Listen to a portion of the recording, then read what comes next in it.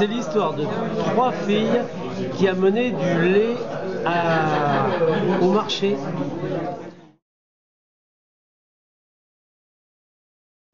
Alors il y en a une qui portait le pot de lait, il y en a l'autre, elle portait la machine à faire remuer le lait pour qu'il ne caille pas.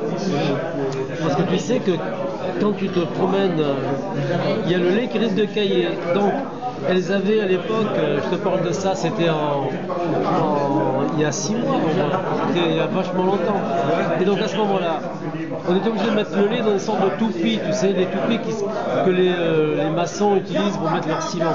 Et donc ça tournait, ça tournait, ça tournait.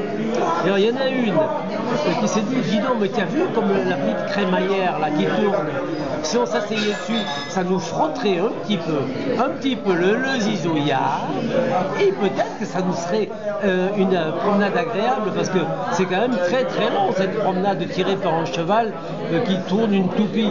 Et c'est très très long, on est parti très tôt le matin, et tu sais que les filles, un truc qu'on sait très peu, c'est que les filles, quand elles se réveillent le matin, elles ont le clito, mais bandé d'une façon incroyable.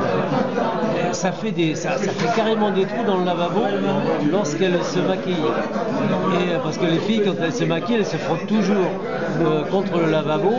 Et vous verrez des filles qui vivent ensemble dans les colocations, vous verriez leur lavabo, comme il est vraiment tout le vernis est complètement usé, on arrive à la terre cuite du lavabo. Moi je vous le dis parce que moi j'ai été une fille à une époque, et croyez-moi, c'est pas facile d'être une fille qui a un gros clito bandé le matin. Voilà tout ce que je veux vous dire. Merci Okugo. Mais de rien, mais aussi de rien.